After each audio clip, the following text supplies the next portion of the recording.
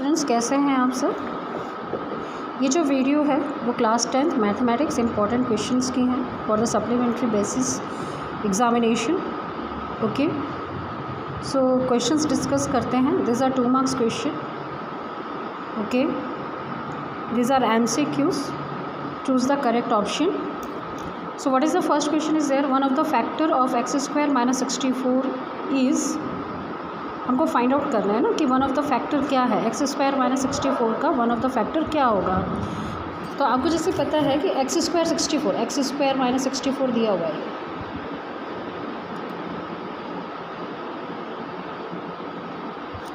Okay, तो हम इसके फैक्टर्स को कैसे निकालते हैं। तो पहले आप इसे ब्रेकअप करेंगे। ये किस पर डिपेंड होगा, ये कौन से फॉर्मूले से आ रहा है आपका, a² - b²। ओके, तो a² - b² का फॉर्मूला क्या होता है, a + b a - b, यही होगा ना, a + b a - b। तो इसमें से वन ऑफ द फैक्टर कौन सा है, आपको 4 ऑप्शंस दिए, ये हमको निकालना है। तो अगर मैं a² तो अगर a² x² है और तो 64 का भी हम स्क्वायर लेंगे, तो 64 किसका स्क्वायर होता है बताइए, ये 8² का होता है। अब आपको इस फॉर्मूले में लिखना है a + b a - b। तो आप कैसे लिखेंगे, x + 8 और x - 8। ठीक है, अगर ऐसे ही आपके पास और क्वेश्चन दे दिया जाए x² - 25, x² आप ऐसे ही रहने दीजिए। याद रखिएगा, अगर पहले वेरिएबल पर स्क्वायर है तो दूसरे कांस्टेंट को भी आपको स्क्वायर बनाना है। तो आपको ये बताना होगा कि 25 किसका स्क्वायर है। तो हमको पता है 25 किसका है, किसका वर्गमूल है, ये 5 का स्क्वायर है। तो फिर से फॉर्मूले में चले जाइए, a + b a - b। तो क्या होगा, x + 5 और x - 5। तो इसका करेक्ट आंसर क्या निकलेगा, x + -8। इसका आंसर क्या निकलेगा, x + -8, x + -5। ओके, कभी कैसे लिखा रहता है, कभी आपको आंसर ऐसा दिया रहता है x + 5 और x - 5। क्लियर, ठीक है, ये आपको समझ में आ गया होगा। नाउ द नेक्स्ट क्वेश्चन देखते हैं हम लोग। The value of sin² 27 plus the value of sin² 47 ना, sorry, the value of sin² 47 plus cos² 47 is. अब आपको 4 ऑप्शंस दिए हुए हैं, तो इसका A2, B1, C3 और D0। ठीक है, अब आपने ट्रिग्नोमेट्रिक आइडेंटिटीज़ पढ़ी होंगी ना। फॉर्मूला क्या होता है, पहली आइडेंटिटी क्या है साइन की, sin² theta plus cos² theta की वैल्यू कितनी होती है, 1। यहाँ पे थीटा क्या होता है बताइए, थीटा क्या होता है यहाँ पे, एंगल। ठीक है, कितने भी डिग्री का एंगल हो सकता है ना, 120, 100, 97, 96, 23, 24, कितना भी। लेकिन यहाँ पे थीटा की वैल्यू दोनों जगह क्या होनी चाहिए, इक्वल होनी चाहिए। तब आप कह सकते हैं sin² theta plus cos² theta = 1। तो अब मैंने यहाँ पे अगर रखा वैल्यू sin² मैंने लिया जैसे 36, तो मुझे यहाँ पे भी 1 लाने के लिए 36 करना पड़ेगा। तो इन दोनों की वैल्यू क्या आएगी, क्या आएगा, सॉल्यूशन आंसर क्या आएगा, 1। Is it clear.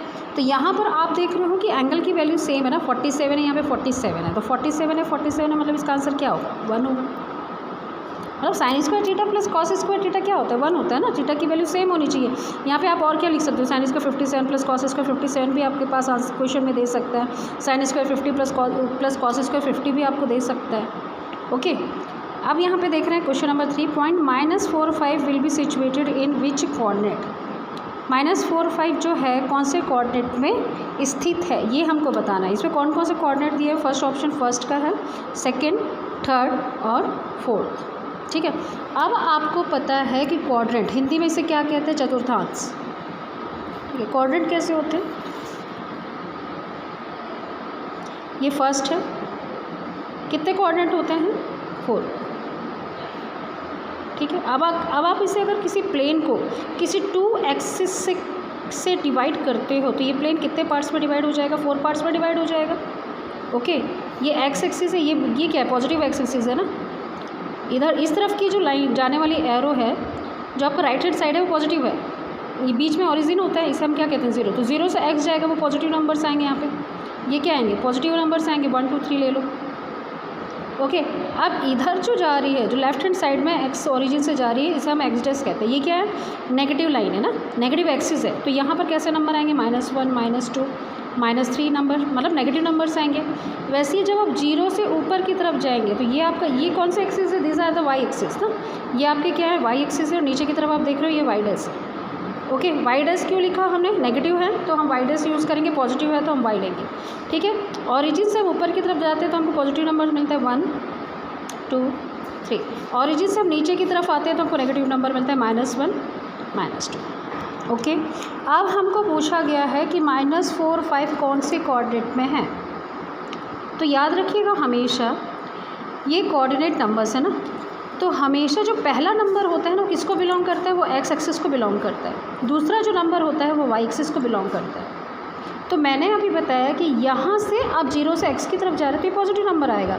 तो ये कितने कोऑर्डिनेट है यहाँ पे 4, 1 2 3 4, मतलब कितने पार्ट्स हुए, 1 part 2 part 3 part 4 part. Okay, तो जो पहला पार्ट है वो कौन से साइन को लेगा, इधर से पॉजिटिव गया और इधर से क्या आ रहा है, ये भी पॉजिटिव है। तो पहला कोऑर्डिनेट किसको रिफ़र करता है, पॉजिटिव को। मतलब इसमें पहला एक्स एक्सिस का पॉइंट पॉजिटिव होगा और इसमें दूसरा जो पॉइंट होगा वो वाई एक्सिस का पॉइंट पॉजिटिव होगा। अब यहाँ पर देखो, आप जैसे ही सेकंड कोऑर्डिनेट में आए, आप पहले नंबर किसको लेते हैं, एक्स को ना। तो यहाँ पर हमने क्या लिया, नेगेटिव नंबर लिया, क्योंकि हम लेफ्ट हैंड साइड जा रहे हैं। किसी भी एक्सिस का लेफ्ट हैंड साइड या डाउन साइड क्या शो करता है, नेगेटिव साइड शो करता है। तो ये -1 -2 हो गया। अब इसका ऊपर की तरफ जो जा रहा है वो क्या है, वो तो पॉजिटिव नंबर है। तो मैंने जैसे बताया कि आप कोई भी नंबर लेंगे, कोई भी कोऑर्डिनेट नंबर लेंगे, पहला एक्स एक्सिस का नंबर आता है, दूसरा वाई एक्सिस का। तो यहाँ पर जो नंबर आएगा वो कैसे नंबर में आएंगे, नेगेटिव और पॉजिटिव। आ रही बात समझ में। वैसे ही थर्ड देखिए, 0 से एक्स डैश ये नेगेटिव हो गया, 0 से वाई डैश ये नेगेटिव नंबर होगा। तो थर्ड जो कोऑर्डिनेट होगा वो कौन से साइन को रिफ़र करेगा, नेगेटिव। फोर्थ में देखिए, पहला पॉजिटिव ही लेना है आपको, तो ये तो एक्स तो पॉजिटिव हो गया ना, तो इसे पॉजिटिव नंबर्स हैं। वाई डैश में आओगे, वाई डैश मतलब नेगेटिव नंबर्स, तो आपके ये कौन से साइन लोकेट होंगे, 4 + -5 +- ओके। तो इस तरह से अगर 4 कोऑर्डिनेट्स है तो यहाँ पर पहला जो कोऑर्डिनेट होता है वो पॉजिटिव साइन को रिफ़र करता है, सेकंड कोऑर्डिनेट नेगेटिव पॉजिटिव को रिफ़र करता है, थर्ड कोऑर्डिनेट माइनस को रिफ़र करता है, फोर्थ कोऑर्डिनेट पॉजिटिव नेगेटिव को रिफ़र करता है। अब अगर आपसे पूछा गया, क्या पूछा गया, कौन सा नंबर पूछा गया, ये ++ हो गया, ये -+ हो गया, ये माइनस हो गया और ये प्लस, ये आपको ध्यान रखना है ना। अब आपको पूछा क्या है कि -4 5 कौन से कोऑर्डिनेट में आता है। तो माइनस नेगेटिव है और एक पॉजिटिव, कुछ भी नंबर नहीं है मतलब पॉजिटिव। ये पहला एक्स एक्सिस का नंबर है, फिर ये वाई एक्सिस का। तो अब आप सोचिए ज़रा, आपको याद रखना है कि कहाँ कौन से कोऑर्डिनेट में कौन से साइन आते हैं। आपको ये याद रखना है कि कौन से कोऑर्डिनेट में ये नंबर आएगा, नेगेटिव पॉजिटिव तो यहाँ पर दिख रहा है, मतलब ये कौन सा कोऑर्डिनेट हुआ, सेकेंड कोऑर्डिनेट हुआ। अब अगर मैंने पूछा 2 - 3 कौन से कोऑर्डिनेट में आएगा, तो एक ये पॉजिटिव नंबर हो गया, ये नेगेटिव नंबर हो गया, तो पॉजिटिव नेगेटिव यहाँ पे दिख रहा है, मतलब ये फोर्थ कोऑर्डिनेट में आएगा। आ रही बात समझ में। अब मैंने बोला अगर 2 3 कहाँ पर आएगा, 2 3 आर द पॉजिटिव कुछ भी नहीं है ना, तो पॉजिटिव फर्स्ट कोऑर्डिनेट में आएगा। अब अगर हम लोग -2 -3 ले लें तो कहाँ आएगा ये तो फोर्थ, ये किस में आ जाएगा बताओ, ये हमारा थर्ड कोऑर्डिनेट में आ जाएगा। आई बात समझ में। अब आप मुझे कमेंट बॉक्स में बताएंगे कि -2 और 4 विच कोऑर्डिनेट में ये लाई करेगा, ये आप मुझे बताएंगे, okay, in comment box. Okay students, next question, the total number of diagonals in a cuboid is. घनाभ में कुल कितने विकर्ण होते हैं, ठीक है। आपके ऑप्शंस क्या हैं, 6 8 12 16, ठीक है। तो देखिए ये आपका क्यूबॉइड है ना, हम इसे हिंदी में क्या कहते हैं, घनाभ कहते हैं, ठीक है। अब ये क्यूबॉइड क्या होता है, क्यूबॉइड क्या है, एक रेक्टेंगल शेप का एक बॉक्स होता है ना। आप अपना पेंसिल बॉक्स देखिए, रेक्टेंगल शेप का है वो, ठीक है।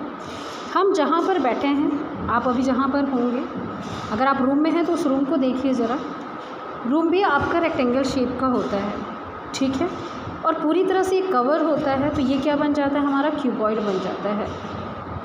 अब क्यूबॉइड या फिर एक कार्टून डिब्बे को देखेंगे ना, कार्टून डिब्बा भी क्या होता है, क्यूबॉइड ही होता है ना। कुछ ही कार्टून डिब्बे क्या होते हैं, स्क्वायर शेप के होते हैं, ठीक है। अब रेक्टेंगल मतलब क्या हो गया, जिसके 2 लेंथ होंगे और 2 ब्रेथ होंगे, लेंथ जो होगा वो बड़ा होगा ब्रेथ से, ठीक है। तो ये हमारा क्यूबॉइड शेप का बॉक्स है, आपको देखने से समझ में आ रहा होगा। अब मैं इससे पहले बताना चाहूँगी कि इसके फेसेस कितने होते हैं, 6 होते हैं, ठीक है। फेसेस 6 हो गए, मतलब कितने फेस होते हैं, आपको कितने खंड दिखते हैं जब आप उस कार्टून डिब्बे को देखते हो या क्यूबॉइड शेप के बॉक्स को देखते हो, या आप अपने रूम में भी होंगे तो आपको कितने खंड लग रहे होंगे। तो अगर मैं रूम में बैठी हुई हूँ तो यहाँ पर मुझे एक सामने का दिख रहा है, वॉल दिख रहा है, फिर पीछे का एक वॉल दिख रहा है, 2 हो गया, सामने का वॉल 1, पीछे का वॉल 2, साइड का वॉल 3 हो गया, लेफ्ट हैंड साइड का, और राइट हैंड साइड का वॉल 4 हो गया। अब जिस फ्लोर में बैठी होंगी वो 5th होगा, और ऊपर जो छत होगी वो क्या होगा, 6th होगा। मतलब फेसेस कितने हो जाएंगे, 6। ठीक है। अब ये वर्टिसेस क्या होता है, वर्टिसेस यानी कॉर्नर पॉइंट्स ना, जितने कॉर्नर पॉइंट्स होंगे, क्योंकि हर एक कोना जो है, हर एक खंड जो है किसी ना किसी कोने से जुड़ा होगा, तब भी वो एक बॉक्स बनेगा ना। तो यहाँ पर आप देख रहे हो कितने कितने फेसेस यहाँ पे, 1 2 3 4 5 और ये 6 है।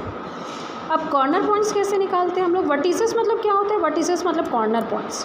तो ये देखो जो खंड आपस में जुड़े हैं, ये एक हो गया, इसको लेट हमने ये लेंथ ले लिया, ये ब्रेथ हो गई और ये हाइट हो गया इसका। ठीक है। तो अगर ये लेंथ है तो ये ब्रेथ से जाके जुड़ रहा है, तो ये एक खंड हुआ, ये एक वर्टिसेस हुआ, ये 2 हुआ, 3 हुआ। मतलब सारे जो कॉर्नर पॉइंट्स हैं हम उसे क्या कहते हैं, वर्टिसेस। ये 4 हो गया, 5 6 7 8, मतलब टोटल कितने वर्टिसेस हो गए यहाँ पे, 8। अब एजेस क्या होंगे, एजेस जो वर्टिसेस को जोड़ेगा वो हमारा होता है एजेस, मतलब लाइन ना, लाइन जिस लाइन से वर्टिसेस जुड़े होती हैं, जिस खंड के लाइन से वर्टिसेस जुड़े होते हैं वो हमारा क्या होता है, एजेस कहलाता है। तो यहाँ पर आप देख रहे हैं 1 और 2 वर्टिसेस को जोड़ने के लिए आपको एक लाइन चाहिए, 1 और 2 2, 1 और 2 3 4, यहाँ से जाएंगे आप 5 6 7 8 9 10 11 12। ठीक है। मतलब हर एक वर्टिसेस से लाइन जुड़ी हुई है। तो एजेस कितने निकले हमारे, 12 निकले। ठीक है। अब आपका क्वेश्चन था कि फेस डायगोनल या फिर टोटल नंबर ऑफ़ डायगोनल्स कितने होते हैं। ठीक है। आपका क्वेश्चन था कि टोटल नंबर ऑफ़ डायगोनल्स कितने होते हैं। ठीक है। अब ये नेट फिगर मैंने बनाया हुआ है, क्यूबॉइड का नेट फिगर है। आप अगर किसी बक्से को खोलते हो ना तो इस तरह का नेट फिगर दिखेगा आपको। ठीक है। ये नीचे का पार्ट है, बेस है ये। अगर आप इसे फिर से कवर अप करोगे, अगर इसे बॉक्स बनाना चाहोगे तो ये उठेगा, इधर साइड से उठेगा और ये ऊपर आ जाएगा। तो ये उसका क्या हो गया, ये नेट फिगर हो गया। नेट फिगर में कितने खंड दिख रहे हैं, 1 2 3 4 5 6। जैसे कि मैंने बताया फेसेस 6 होते हैं, तो 6 को मल्टीप्लाई 2 कर दीजिए। क्यों, क्योंकि डायगोनल्स आपको पूछा ना, total number of diagonals. Diagonal क्या होता है, ऐसी लाइन जो किसी 2 वर्टिसेस को के कॉर्नर को जोड़ दे। तो ये हमारा डायगोनल हो गया। ठीक है। अगर मैंने एक फेस में ऐसा बनाया तो कितने डायगोनल्स आ रहे हैं, 2। तो फेसेस कितने, 6। तो कितने, एक डायगोनल में कितना फेस बन रहा है, 2 बन रहा है। तो 6 फेसेस में कितने डायगोनल बनेंगे, 12 बनेंगे ना। तो total number of diagonals in a cuboid कितना आएगा, 12 आएगा। आया समझ में। फेसेस कितने होंगे, 6 होंगे, वर्टिसेस 8 होगा, एजेस 12 होगा, और टोटल डायगोनल्स कितने होंगे यहाँ पे, 12 होंगे। Is it clear. चलिए नेक्स्ट देखते हैं। नेक्स्ट क्वेश्चन है the arithmetic mean of 4 and -2। अब अरिथमेटिक मीन, ये आपका अरिथमेटिक प्रोग्रेशन का क्वेश्चन है।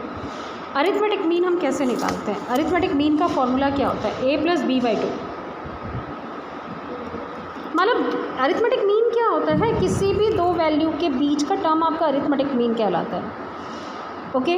तो अगर यहाँ पे a + b/2 है, मीन तो आप जानते होंगे ना, सम ऑफ ऑब्जर्वेशन अपन टोटल नंबर ऑफ ऑब्जर्वेशन। यहाँ पे ऑब्जर्वेशन कितने हैं, 2 हैं, 2 नंबर्स हैं, तो 2 से डिवाइड करोगे टोटल नंबर ऑफ ऑब्जर्वेशन, तो वही हमारा अरिथमेटिक मीन है। अरिथमेटिक मीन तो यहाँ पे 4 और -2 है, तो यहाँ पे a एक वैल्यू हो गई और b आपके -2 हो गया। तो ये कितना हो गया, 4 + -2/2। ठीक है। 4 + -2 प्लस माइनस माइनस हो गया, कितना हो गया, 4 - 2 2/2। 2/2 आप कट करेंगे तो आपको क्या आएगा, 1। तो आंसर यहाँ पे कितना आ जाएगा, 1। आया समझ में। अगर मैं आपको पूछती हूँ find the arithmetic mean of 6 and 12, तो फिर वही फॉर्मूला लोगे, a + b/2। a क्या हो गया, 6 हो गया, b क्या हो गया, 12 हो गया /2।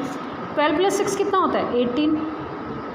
कितना आएगा, 2 9 से 18, 9 आंसर हो गया। तो ऐसे हम निकालते हैं अरिथमेटिक मीन। ओके, समांतर माध्य। ठीक है।